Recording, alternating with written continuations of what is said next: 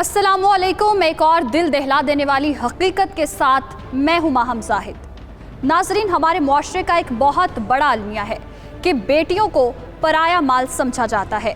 उनकी परवरिश इसी नज़रिए के साथ की जाती है कि उनकी शादी हो जानी है, और जब उनकी शादी कर दी जाती है तो फिर उनके जहन में एक बात बिठा दी जाती है कि अब इसका ससुराल ही उसका घर होना चाहिए, और उस घर में उसके साथ जिस किस्म का भी सलूक होता है, उस पर जितना मर्जी जुल्म व सितम किया जाता हो, उसका शौहर चाहे उसके साथ जिस किस्म का भी सलूक रवा रखे, उसे चुपचाप सब कुछ सहना पड़ता है। लेकिन अगर वो अपने माँ बाप या भाइयों को कुछ बताए तो वो उसे अपने घर बचाने के लिए कहते हैं, और शायद इसी वजह से हमारे मुल्क में कई ख़वातीन खुद पर तलाक का धब्बा लगने से बचाने के लिए ये जुल्म सहती रहती हैं और अपनी जान तक गवा बैठती हैं।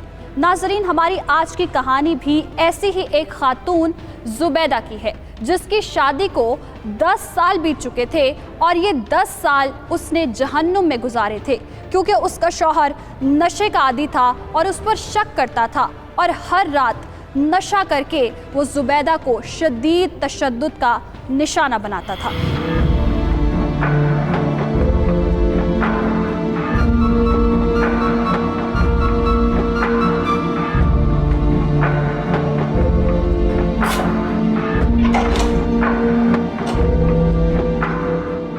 नासिर, आप आ गए? क्यों? होश तो ऐसे रही है जैसे जाग के मेरा इंतजार कर तो सोई मरी पड़ी और मुझे कह रही है कि आगे। नासिर, आज आप फिर नशा करके आए? क्या हो गया है?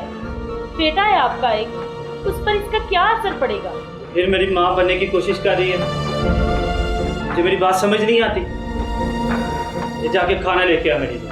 नासिर, आप सुबह कुछ लेकर नहीं देंगे, खाना नहीं बना। क्या खाना नहीं बना तो खुद जाके कुछ ले आती। पैसे नहीं थे, वरना मैं खुद ही ले आती। कहाँ गए मेरे पैसे? पानी की तरह भागी मेरे पैसों को। छोड़ दे मुझे, पैसे खत्म हो गए थे, मैंने बताया भी था। बात बंद करो, आज ही छोड़ूंगा। मुझे माफ कर, मुझे छोड़ दो, मुझे बस माफ कर। ये शौहर की खिदमत करना नहीं पता। मुझे बर्बाद है। अम्मी, अबू, अम्मी को मत मारे। लगता तूने बात नहीं, मुझे तेरी माँ की तरह समझाना पड़ेगा। नहीं नाज़िर, मुझे ना मार, मुझे मत मारे। नाज़िर बेटा, तुम जाओ, मुझे मत मारे। मत मारे।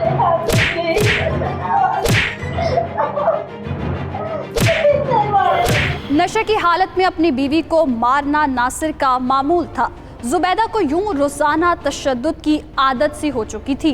उस दिन नासिर ने नशे में कासिम पर भी तशद्दुद कर देना था, लेकिन जुबैदा ने उसे बचा लिया और फिर उसके हिस्से की मार भी खुद खाई। कासिम ने जब से होश संभाला था, उसने अपने बाप को अपनी माँ पर तशद्दुद करते देखा, इसलिए उसके दिल में अपनी माँ के लिए बहुत दर्द था और वो इसका हर तरह से ख्याल रखता था।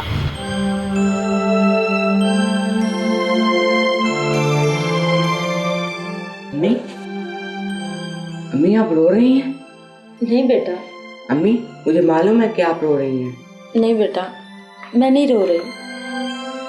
अम्मी, अब्बू सुबह तो ठीक होते हैं, लेकिन रात को ऐसा लगता है कि वो अब्बू नहीं बल्कि कोई और होते हैं। बेटा, रात को नशा उन्हें इंसान से हैवान बना देता है। अम्मी, जी मेरी जान। ये नशा क्या होता है? बेटा, नशा बहुत ही बुरी चीज़ है, इसीलिए तो इसे लानत करार दिया गया है। अम्मी, जी बेटा। अब्बू नशा छोड़ क्यों नहीं देते? आप दुआ करो ना बेटा कि अबू नशा छोड़ दें, देखना फिर सब कुछ ठीक हो जाएगा। अम्मी, मैं अल्लाह ताला से ज़रूर दुआ करूँगी। शाबाश मेरी जान। अम्मी, लेकिन ये सब ठीक कब होगा? पता नहीं बेटा, ये सब कब ठीक होगा। अम्मी, मैं अब्बू से कहूँगा वो आपको ना मारा करे और नशा करना भी छोड़ दें। नहीं नहीं बेटा, तुम उनसे कुछ मत कहना, वरना वरना क्या, वो मुझे भी मारेंगे। नहीं नहीं बेटा, वो तुम्हें नहीं मारेंगे। अम्मी, रात को भी तो मारने लगे थे, लेकिन आपने मुझे बचा लिया।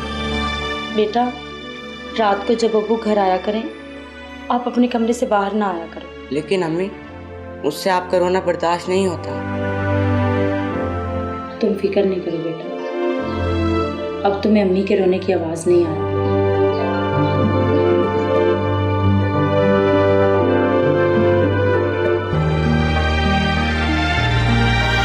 जुबैदा ने कासिम को झूठी तसल्लियां देकर बहलाने की कोशिश की, क्योंकि उसे मालूम था कि उसका शौहर नशे का आदी हो चुका है।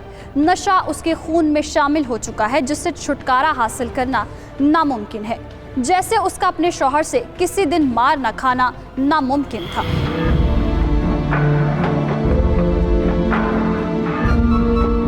हम मर गई, कब से खाना बनाना गई हुई। जुबैदा, जुबैदा,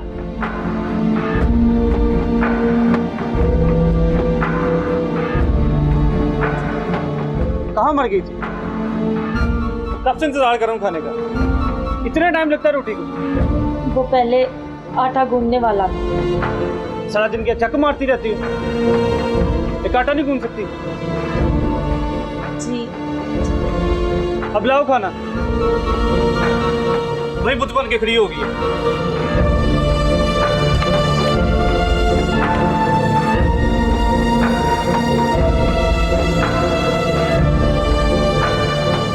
ये क्या है? क्या बना के लगा? दाल। तो क्या हुआ? हाथ दिखा। क्या हुआ नासिर? मैंने कहा हाथ दिखा आपने।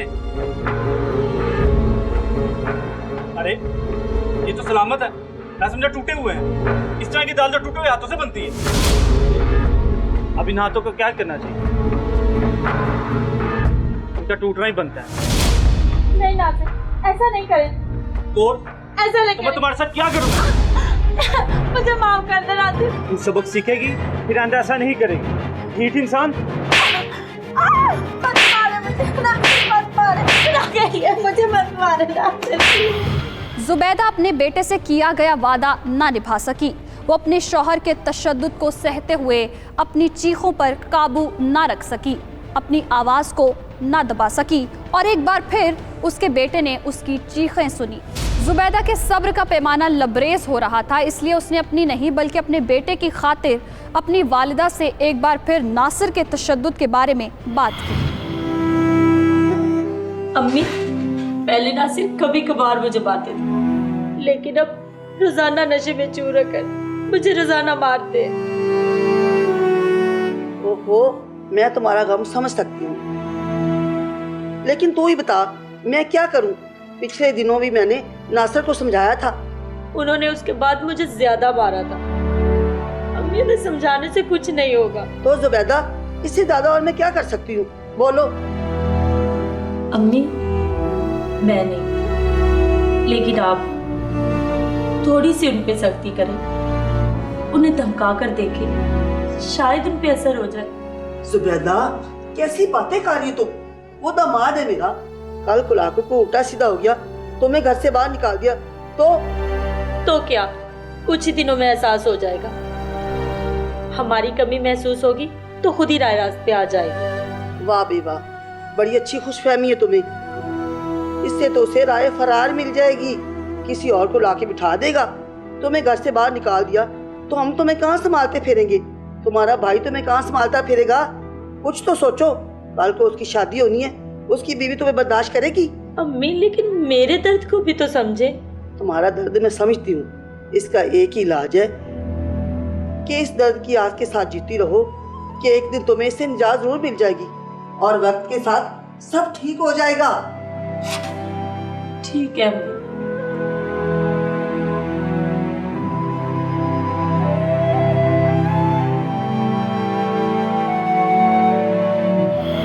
जुबैदा इससे पहले भी कई बार अपनी वालिदा से नासिर के जुल्म सितम के बारे में बात कर चुकी थी, लेकिन उसे हर बार यही कहकर टाल दिया जाता था कि वक्त के साथ साथ सब ठीक हो जाएगा। हालांकि वक्त के साथ साथ हालात ख़राब से ख़राब तर हो रहे थे, लेकिन जुबैदा के घर वालों ने कबूतर की तरह आंखें बंद कर रखी थी क्या जुबैदा की सारी जिंदगी यूं ही शौहर का तशद्दुद सहते गुजर जाएगी? क्या होगा इस कहानी का अंजाम? हकीकत जानने के लिए हमारे साथ रहेगा।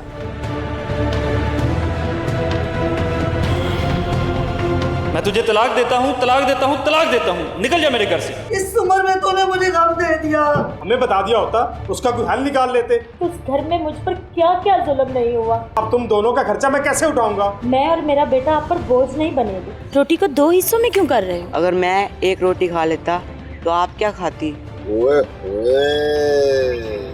मैं तो इसे कभी नहीं देखा। मोहल्ले में नई आई है, बेचारी तलाक की याफ्ता है। आसान शिकार है ये। शक्ल से आसान शिकार नहीं लगता। 7 दिन के अंदर अंदर तुम्हें इसे अपनी मुट्ठी के अंदर कर कर दिखाऊंगा। अशराब जैसी खवातीन की खिदमत खलक करने में कोई कसर भी नहीं छोड़ती। रास्ता छोड़ो मेरा। दिल को भागेंगे आप। बहुत ही बदतमीज इंसान हो तुम। मछली हाथ आई या फिर वार खाली गया? पहली बार में तो हाथ नहीं आई। मम्मी, आप किसी परेशानी में भूल गई थी कि आज मेरा रिजल्ट था। मेरे बेटे की मेहनत रंग ले आई है। मैं अपना हक मांगने आई। कौन सा हक? कैसा हक? मुझे इस घर में से अपना हिस्सा चाहिए। इस घर में इसका कोई हिस्सा विस्सा नहीं है।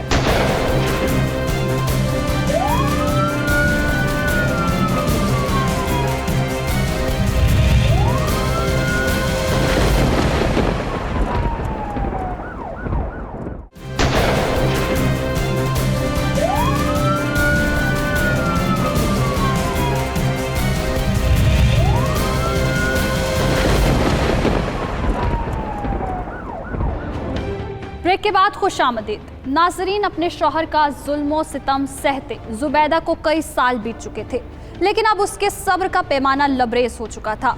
उसने अपनी वालिदा से बात की, लेकिन उन्होंने उसे सपोर्ट करने से इनकार करते हुए सब्र का दामन थामे रखने का मशवरा दे दिया। लेकिन कुदरत को कुछ और ही मंजूर था। जुबैदा को अपनी जिंदगी में अभी और भी गम देखने थे और भी मुश्किलात का सामना करना था। एक दिन नासिर घर वापस आया तो वो अकेला नहीं था, उसके साथ एक औरत भी थी। नासिर ने दूसरी शादी कर ली थी, जिस पर जुबैदा ने नासिर के सामने अपनी आवाज़ बुलंद करने का फैसला किया। नासिर ने इश्तियाल में आकर जुबैदा को तलाक दे दी और उसे और उसके बेटे को धक्के देकर घर से निकाल दिया।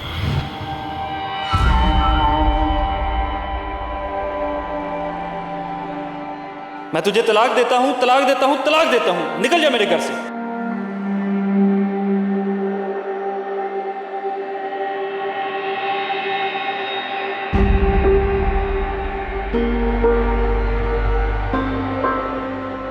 मैं तुझे तलाक देता हूँ, तलाक देता हूँ, तलाक देता हूँ, निकल जा मेरे घर से।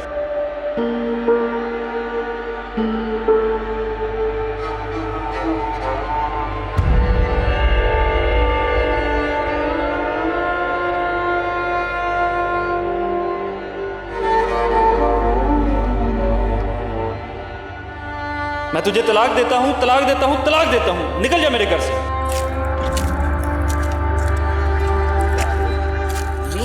नानू का घर आ गया। अम्मी, अम्मी, नानू का घर आ गया।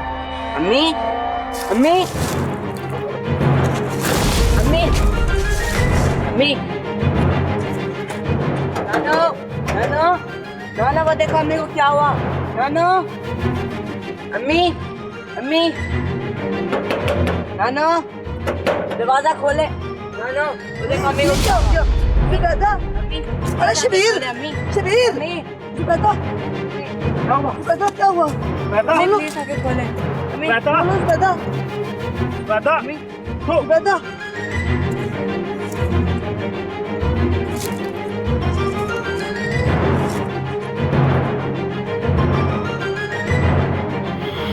जुबैदा तलाक के बाद घर पहुंची। उसके जहन पर तलाक का सदमा इस कदर हावी हो गया कि अपने मैके की दहलीज पर ही बेहोश हो गई।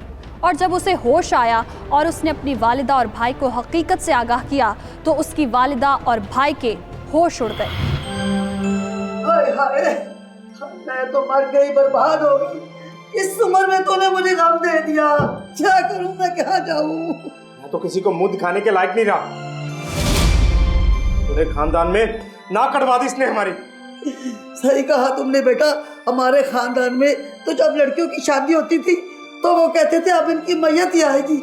इसने तलाक लेकर हमारा सर शर्म से झुका दिया है। अम्मी, जब नासिर ने मुझे बताया कि उन्होंने उस औरत के साथ शादी की हुई है तो मुझसे बर्दाश्त नहीं हुआ। मैंने पहली दफा उनके साथ उनकी आवाज में बात की। तो उससे लड़ने की क्या जरूरत थी?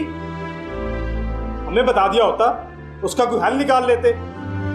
भाई, जब नासिर ने पहली दफा मुझे मार पीट के घर से निकाला था, उस वक्त आप लोग ही मुझे वापस छोड़कर आए थे ना कि ये जैसा भी है अब यही तुम्हारा घर है। उस दिन के बाद आज तक मैंने कभी कोई शिकायत की? उस घर में मुझ पर क्या क्या जुल्म नहीं हुआ। आज तक निकला कोई मसले का हल जो इस मसले का हल निकालना था। वो तुम्हारा नसीब था, हम क्या कर सकते थे उसमें? और वो लड़का ऐसा निकलेगा हम कभी सोच भी नहीं सकते थे। वो जैसा भी था तुम्हें उसे एडजस्ट करना चाहिए था। भाई, एडजस्ट ही तो कर रही थी ना। आप लोगों का भी तो कुछ फर्ज बनता था ना। उसे समझा तो सकते थे ना, टोक तो सकते थे ना। जब आप लोगों ने इसे बेलगाम छोड़ दिया तो उसने कहाँ रुकना था? माए अपने बच्चों के लिए पता नहीं क्या क्या नहीं करती, और तुम एक सोतन को बर्दाश्त नहीं कर सकती थी। और जब उसी माँ के सामने उसके बच्चे को मारा पीटा जाए वो कैसे बर्दाश्त करे? गुस्से में तो वो ये भी भूल जाते थे कि कासिम उनका अपना खून है जिसे वो बेदर्दी से मार रहे हैं। कम से कम वहां वो पल तो रहा था ना। अब तुम दोनों का खर्चा मैं कैसे उठाऊंगा? पहले बड़ी मुश्किल से गुजारा हो रहा है घर का। भाई, आप फिक्र ना करें, मैं और मेरा बेटा आप पर बोझ नहीं बनेंगे। हम अपना बंदोबस्त कर लेंगे। जा नासर, तेरा बेड़ा ही खड़क जाए। अरे मेरी बेटी की खुशियों को किसकी नजर लग गई है? अम्मी, मुझे खुशियाँ मिली ही कहा थी जिन्हें नजर लगी। मेरी बेटी की तो जिंदगी बर्बाद हो गई, सब तबाह हो गया।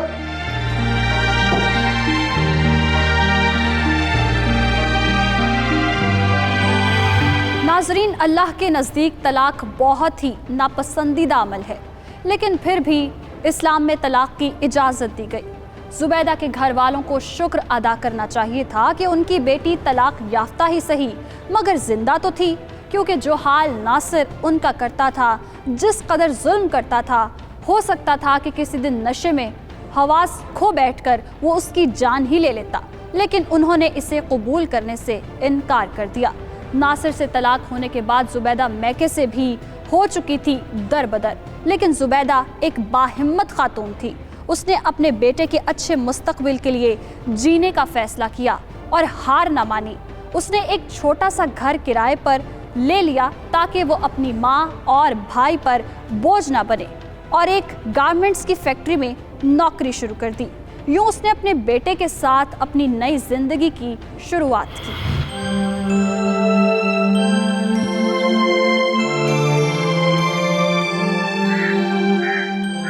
मेरा बेटा तैयार हो गया? जी अम्मी जान। ये लो बेटा, नाश्ता करो। मैं भी फैक्ट्री से लेट हो रही हूँ।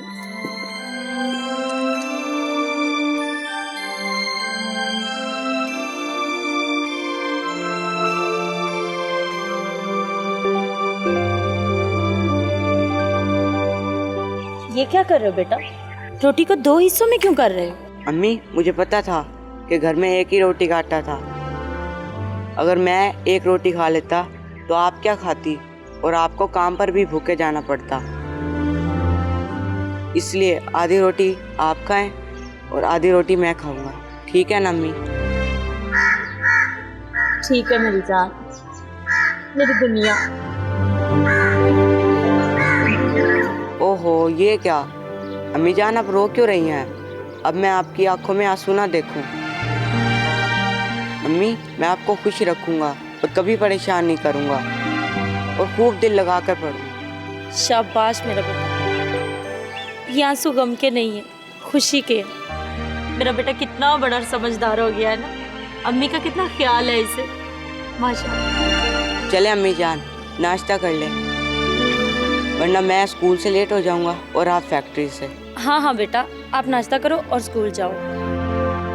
मेरा खाना बस तैयार हो रहा है, फिर मैं भी जा रही हूँ। और हाँ, स्कूल से वापस आकर खाना खा लेना, भूखे नहीं रहना, ठीक है ना? ठीक है अम्मी जान।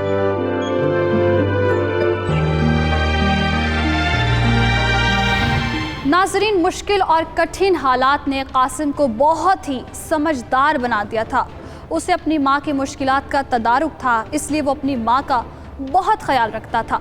दोनों माजी की मुश्किलात और मुसीबतों को एक तरफ रखकर नई जिंदगी की शुरुआत कर चुके थे। लेकिन एक बेवा की जिंदगी कितनी मुश्किल होती है, अभी उन्हें इस बात का अंदाज़ा नहीं था, क्योंकि हमारे मुआशरे का अलमिया ये है कि तलाक याफ्ता औरत को बुरा ही समझा जाता है।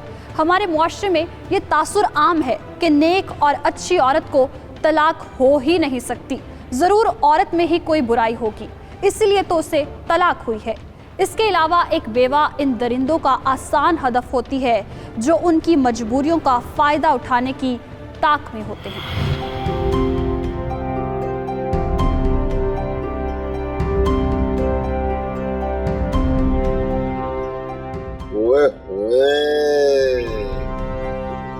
कौन है ये? मैं तो इसे कभी नहीं देखा। मेरी नजर से आज कैसे गई? अशर भाई मोहल्ले में नई नई आई है, अपने बेटे के साथ रहती है। बेचारी तलाक याफ्ता है, फैक्ट्री में काम करती है।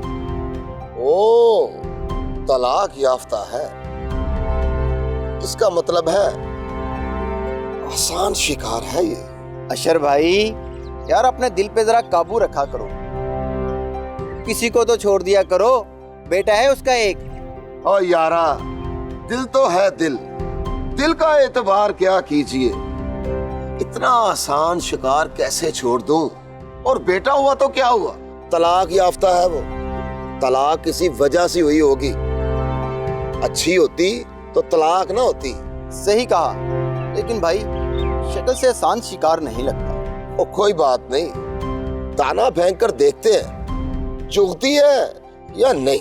अगर दाना ना चुगा तो फिर? कैसे नहीं चुगेगी दाना, अशर का निशाना हमेशा ठीक लगता है। सही कहा भाई, लेकिन देखते हैं कितने दिन लगते हैं शिकार को फंसने में। शर्त लगाओगे क्या? क्यों नहीं? तो तुम बताओ कितने दिन में गेम बनेगी ये? भाई कम से कम 1 हफ्ते से पहले तो कुछ नहीं होने वाला। तो बस ठीक है, 7 दिन के अंदर अंदर तुम्हें इसे अपनी मुट्ठी के अंदर कर कर दिखाऊंगा। देखते हैं। तुम बस पैसों का बंदोबस्त करो, तुमसे बड़ी ट्रीट लेनी है मैंने।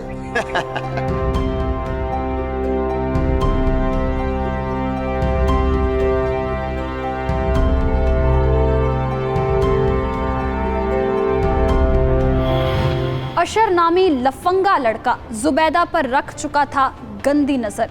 क्या नई जिंदगी की शुरुआत पर जुबैदा को नई मुश्किलात का सामना होगा? जुबैदा इस नए चैलेंज का सामना कैसे करेगी?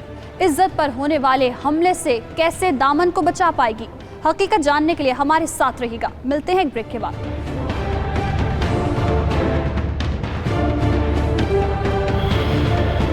अशर आप जैसी खवातीन की खिदमत खलक करने में कोई कसर भी नहीं छोड़ता। रास्ता छोड़ो मेरा, दिल को भा गई आप। बहुत ही बदतमीज इंसान हो तुम। मछली हाथ आई या फिर वार खाली गया? पहली बार में तो हाथ नहीं आई। अम्मी आप किसी परेशानी में भूल गई थी कि आज मेरा रिजल्ट था। मेरे बेटे की मेहनत रंग ले आई है, मैं अपना हक मांगने आई। कौन सा हक, कैसा हक? मुझे इस घर में से अपना हिस्सा चाहिए। इस घर में इसका कोई हिस्सा विस्सा नहीं है। अरे बहुत काम करते तुम अपने घर का। मैं अपनी अम्मी के साथ रहता हूँ ना, इसलिए मुझे घर के काम सारे करने पड़ते हैं। अरे इसीलिए तो मैंने ना तो तुम्हें कभी बच्चों के साथ गली में खेलते हुए देखा है। क्या अम्मी खेलने नहीं देती? गली में मेरा कोई दोस्त नहीं है। मैं हूँ ना तुम्हारा दोस्त। मैं ये आपको सब्जी देने आया था। कासिम, कहाँ है मेरा बेटा? कितनी हसीन हो तुम। क्यों मेरी इज्जत के पीछे पड़े हो? प्यार की जबान समझ जाओ। क्या करोगे तुम? बदनाम कर दूंगा तुम्हें पूरे मोहल्ले में। वो जख्मी शेर नहीं है, पहले से ज्यादा खतरनाक साबित हो सकती है। हम भी शेरों के शिकारी हैं। जो भी करना है सोच समझ के करना। मैं इसका वो हाल करूंगा ये पूरा जमाना देखेगा।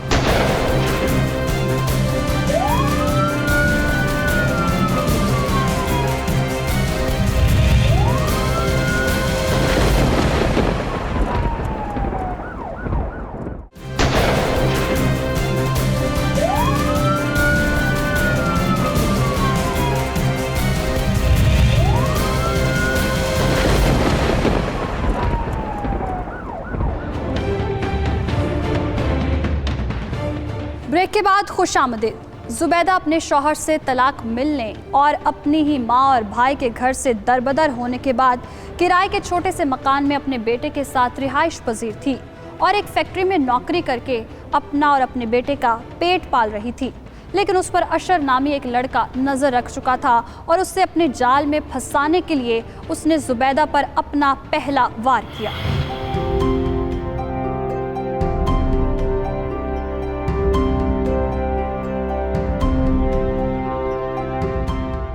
अस्सलामुअलैकुम। जी वालेकुम सलाम। मेरा नाम अशर है और प्यार से मुझे अशरी कहते हैं। सुना आप इस मोहल्ले में नई नई आई हैं और अपने बेटे के साथ अकेली रहती हैं आप? जी। तो जी आपको कोई भी काम हो तो अशर को जरूर याद कीजिएगा। कोई भी काम अशर आप जैसी खवातीन की खिदमत खलक करने में कोई कसर भी नहीं छोड़ता। क्या मतलब है तुम्हारा? तो जी मैं जो कह रहा हूँ उसे समझने के लिए इशारा ही काफी है। तो वैसे भी आप काफी समझदार लगती हैं। बदतमीज, रास्ता छोड़ो मेरा। आइंदा मेरे सामने भी मत आना। अरे अरे तो गुस्सा ही कर गई। वैसे गुस्से में भी प्यारी लगती हैं आप। देखो अपनी हद में रहो। अरे आपको देखने के बाद कैसे हद में रहूं? पागल हो गया हूँ, दीवाना हो गया हूँ, दिल को भा गई हैं आप। बहुत ही बदतमीज इंसान हो तुम। बदतमीज नहीं, आशिक हूँ। और आशिक ऐसे ही होते हैं, जो दिल में होता है जुबान पर आ जाता है। कर लो गुस्सा, जितना गुस्सा करना है कर लो, फिर तुम्हें अशर से प्यार तो करना ही पड़ेगा।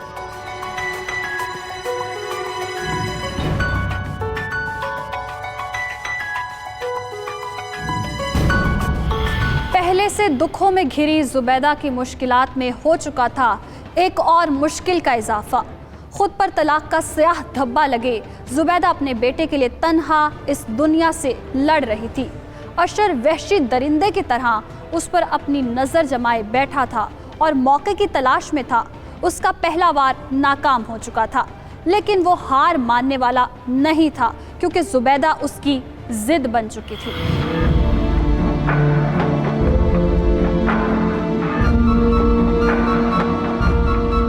भाई क्या बना? मछली हाथ आई या फिर वार खाली गया? बाबा मछली जरा तीखी है, पहली बार में तो हाथ नहीं आई। तो क्या फिर उसे अब जाने दोगे? कहीं नहीं जाएगी। मैंने सारा पता चला लिया। तलाक के बाद माँ बाप ने साथ रखा नहीं, मजबूर है बेचारी।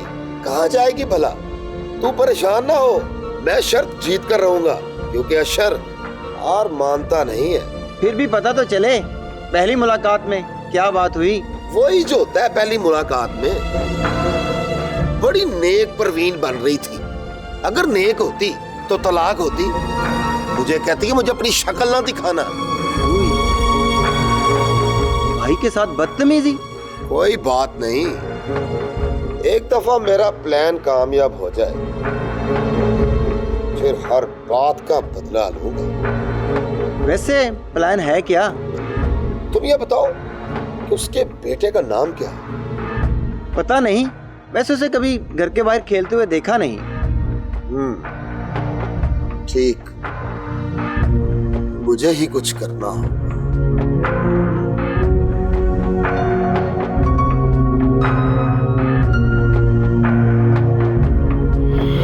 पहले वार में नाकामी के बाद अशर बना रहा था दूसरा मंसूबा। क्या वो कासिम को एतमाद में लेकर उसके जरिए जुबैदा पर करेगा दूसरा वार? दूसरी तरफ जुबैदा हो चुकी थी शदीद परेशानी का शिकार। उसे उस मसले से खुद ही निमटना था क्योंकि उसे अपने बेटे के अलावा किसी और का सहारा नहीं था जो उससे बेहद मोहब्बत करता था और उसके चेहरे से परेशानी को पढ़ लेता था।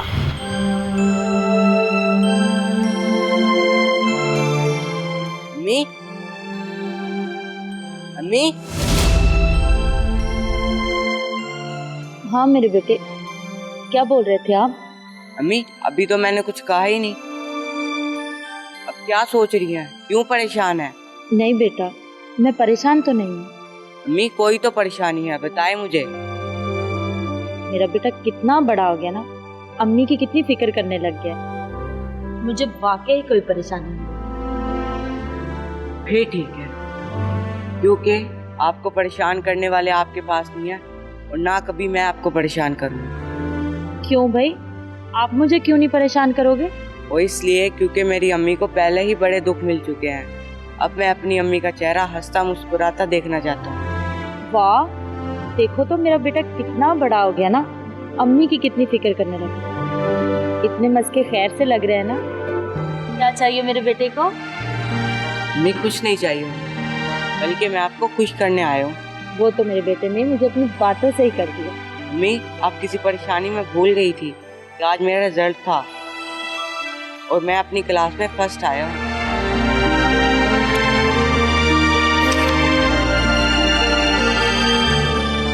शाबाश, माशाल्लाह, मेरे बेटे की मेहनत रंग ले आई है। सारे सब्जेक्ट्स में कितने अच्छे नंबर आए हैं ना।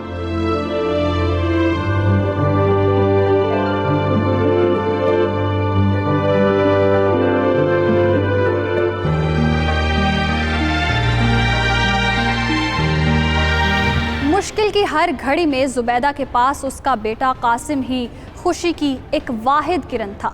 हालात ने कासिम को भी वो शौर अता कर दिया था जो शायद उसकी उम्र से ज़्यादा था, लेकिन कासिम अभी इतना बड़ा और समझदार भी नहीं था कि वो अपनी माँ की अशर जैसे दरिंदों से हिफाजत कर सके। जुबैदा के सर पर अशर वाली टेंशन सवार थी कि उससे एक और परेशानी ने आन घेरा। उसने जब ये छोटा सा घर किराए पर लिया था तो मालिक मकान को एडवांस नहीं दिया था, लेकिन अब मालिक मकान एडवांस का मुतालिबा कर रहा था। इसलिए जुबैदा ने अपने घर वालों से अपना हक मांगने का फैसला किया।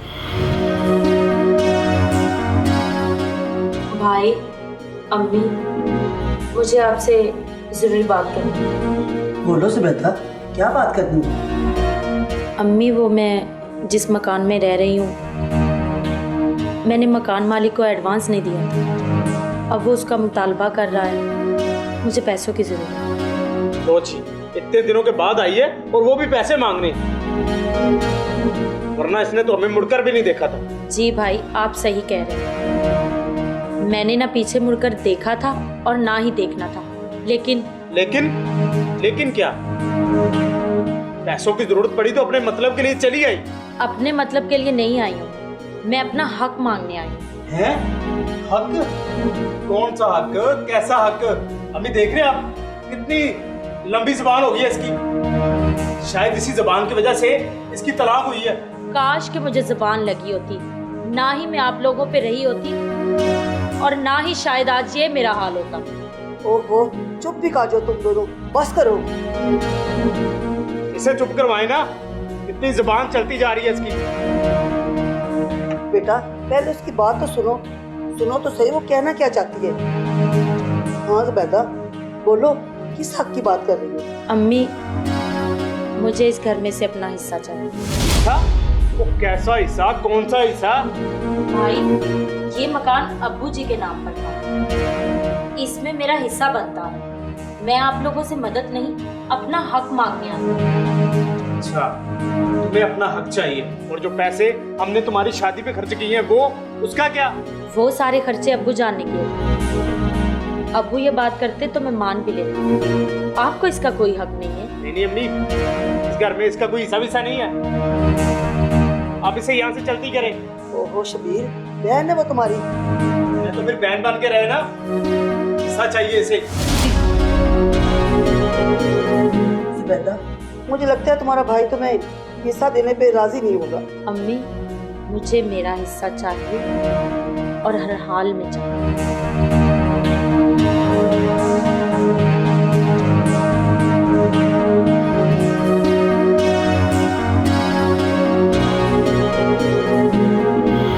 तलाक के बाद अपने मेके से दरबदर होने के बाद जुबैदा को जायदाद में से हिस्सा मांगने पर भी साफ जवाब मिल चुका था और यूं उसकी मजबूरियों और मुश्किलात में मजीद इजाफा हो चुका था। क्या जुबैदा को जायदाद में से हिस्सा मिल पाएगा या फिर उसे पैसों के लिए अशर से दोस्ती और ताल्लुक बनाने का कड़वा घूंट भरना पड़ेगा? हकीकत जानने के लिए हमारे साथ रहिएगा। मिलते हैं एक ब्रेक के बाद। अरे बहुत काम करते तुम अपने घर का। मैं अपनी अम्मी के साथ रहता हूँ ना, इसलिए मुझे घर के काम सारे करने पड़ते हैं। अरे इसीलिए तो मैंने ना तो तुम्हें कभी बच्चों के साथ गली में खेलते हुए देखा है। क्या अम्मी खेलने नहीं देती? गली में मेरा कोई दोस्त नहीं है। मैं हूँ ना तुम्हारा दोस्त। मैं ये आपको सब्जी देने आया था। कासिम, कहाँ है मेरा बेटा? इतनी हसीन हो तो क्यों मेरी इज्जत के पीछे पड़े हो? प्यार की जबान समझ जाओ। क्या करोगे तुम? बदनाम कर दूंगा तुम्हें पूरे मोहल्ले में। जख्मी शेर नहीं है, पहले से ज्यादा खतरनाक साबित हो सकती है। हम भी शेरों के शिकारी है। जो भी करना है सोच समझ के करना। मैं इसका वो हाल करूंगा ये पूरा जमाना देखेगा।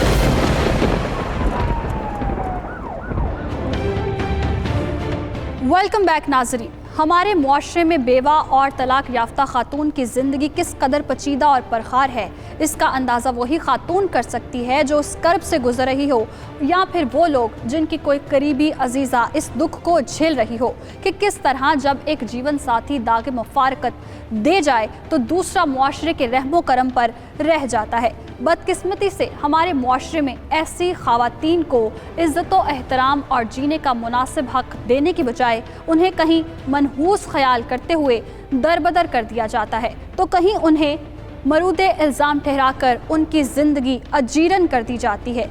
ऐसा ही कुछ जुबैदा के साथ हो चुका था। तलाक के बाद उसकी अपनी वालिदा और भाई ने उसे अपने साथ रखने से इनकार कर दिया और फिर उसे जायदाद में से उसका हक देने से भी इनकार कर दिया। दूसरी तरफ उसे बेहिस इंसान अपनी मलकियत समझ बैठा था और उसे अपने चुंगल में फंसाने की कोशिश कर रहा था, जिसका एक और वार तो जुबैदा ने बेकार कर दिया, लेकिन वो टलने वाला नहीं था। इसलिए उसने दूसरे वार के लिए उसके बेटे का कासिम का सहारा लिया।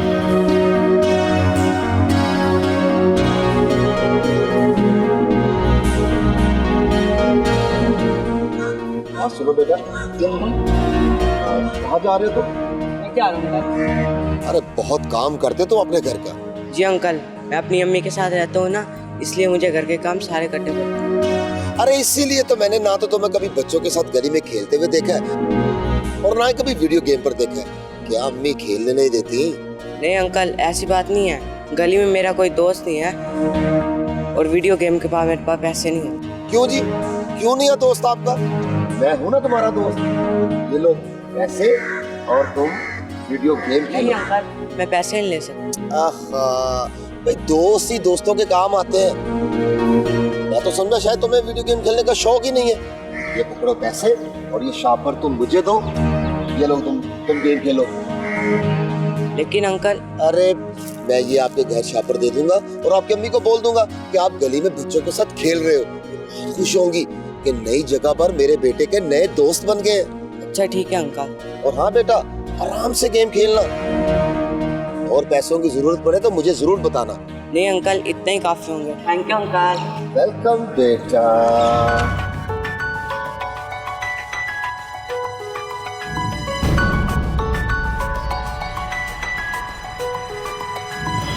कासिम को लालच देकर वीडियो गेम्स की दुकान में भेजना अशर की एक भयानक चाल थी। जब कासिम गेम्स खेलने चला गया तो जुबैदा के घर जा पहुंचा, जहां जाकर उसने जुबैदा को वरगलाने की कोशिश की।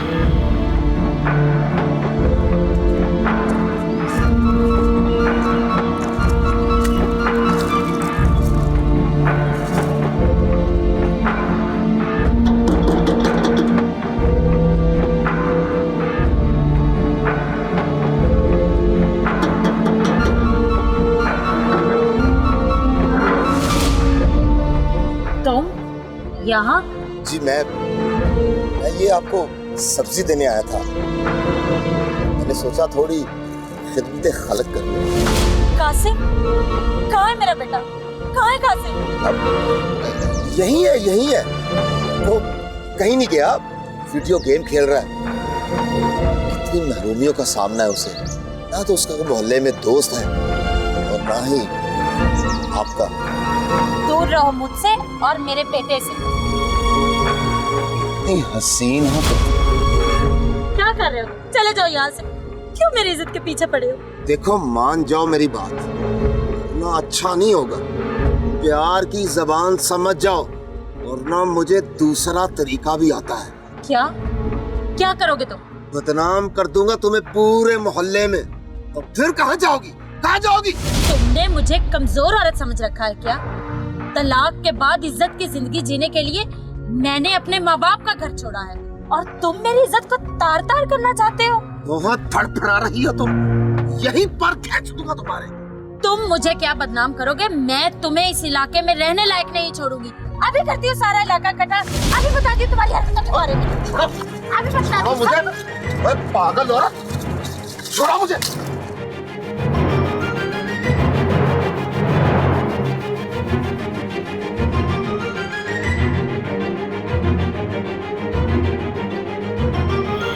अशर जुबैदा को तोड़ने के लिए आजमा चुका था एक और हरबा, लेकिन जुबैदा कमज़ोर ना थी। उसने हिम्मत से इसका मुकाबला किया और इसको उसी की ज़ुबान में जवाब दिया, जिसके बाद वो वहाँ से भाग गया। लेकिन अशर से जुबैदा का इनकार बर्दाश्त ना हुआ, बल्कि उल्टा उसे बदनामी का डर भी लग गया। तुम मुझे क्या बदनाम करोगे? मैं तुम्हें इस इलाके में रहने लायक नहीं छोड़ूंगी। अभी करती हूँ सारा इलाका कटा, अभी बताती हूँ तुम्हारी हरकत के बारे में। भाई क्या हुआ? बड़े गुस्से में लग रहे हो। ये समझते क्या अपने आप को? ये अशर को बदनाम करूंगी। ओहो, लगता है मछली ने पलट के वार कर दिया। वो खुद तो डूबी हुई है, कहीं तुम्हें भी ना ले डूबे। तो जख्मी शेरनी है, पहले से ज्यादा खतरनाक साबित हो सकती है। और जख्मी शेरनी है तो क्या हुआ, हम भी शेरों के शिकारी हैं। ऐसा सबक सिखाऊंगा कि उसके वहमो गुमान में भी नहीं होगा। जो भी करना है सोच समझ के करना, कहीं देर ना हो जाए। तू बस देखता जा, इसने अशर को धमकाया है। मैं इसका वो हाल करूंगा, ये पूरा जमाना देखेगा, पूरा जमाना।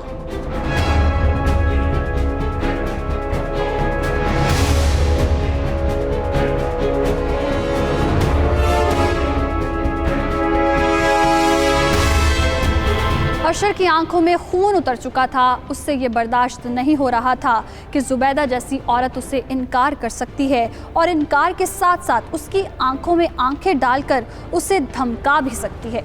इसलिए उसने अपनी झूठी अना को तस्कीन पहुंचाने के लिए और जुबैदा को सबक सिखाने के लिए एक भयानक प्लान बनाया।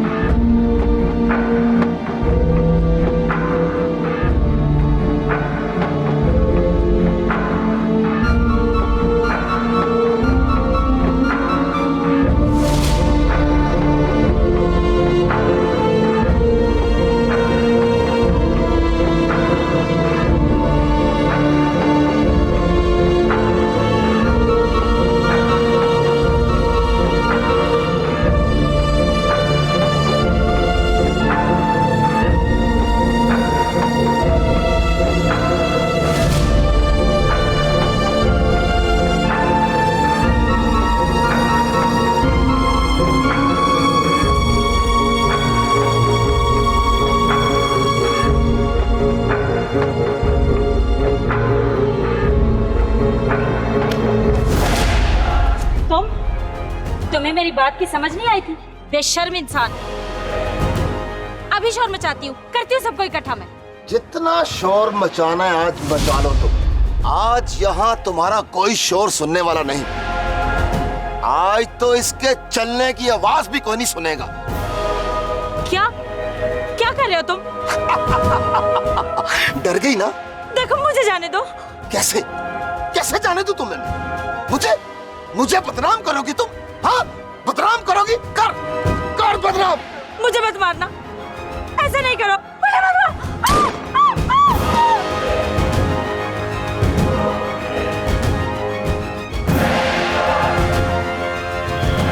अशर ने जुबैदा को जान से मार डाला क्योंकि उसने अपनी इज्जत की हिफाजत की और उसकी नाजायज़ ख्वाहिशात को पूरा करने से इनकार किया।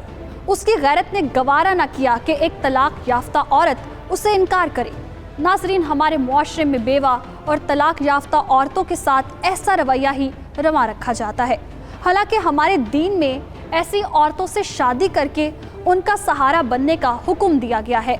नबी करीम सल्लल्लाहु अलैहि वसल्लम के हिदायत याफ्ता मुआशरे में किसी बेवा को मर्द के सहारे बगैर तन्हा छोड़ देना नापसंदीदा समझा जाता है। आपने बेवगी और तलाक की सूरत में बेबसी और बेकसी की जिंदगी गुजारने के मसाइल से भी उनकी हिफाजत की। आप सल्लल्लाहु अलैहि वसल्लम ने फरमाया, बेवा और मस्कीन की खबरगिरी करने वाला अल्लाह ताला के रास्ते में जिहाद करने वाले की तरह होता है। एक और रिवायात के अल्फाज हैं, बेवा और मस्कीन की खबरगिरी करने वाला ऐसे तहज्जुद गुजार की तरह है जो सुस्त नहीं होता और ऐसे रोज़ेदार की तरह है जो नागा नहीं करता। रसूल करीम सल्लल्लाहु अलैहि वसल्लम ने इस अमर की ताकीद फरमाई और अमली नमूना पेश किया कि कोई औरत बेवा हो जाए और उसका शौहर इंतकाल कर जाए और अपने पीछे यतीम बच्चे छोड़ जाए या कोई मर्द तलाक दे दे तो ऐसी औरतों की दिलजोई करें, उनकी ज़रूरतों का ख्याल रखें, उनसे निकाह कर लें और उनके बच्चों की परवरिश करें। इसी हदीस मुबारका के साथ मुझे और टीम हकीकत को दीजिए इजाज़त। अल्लाह निगहबान।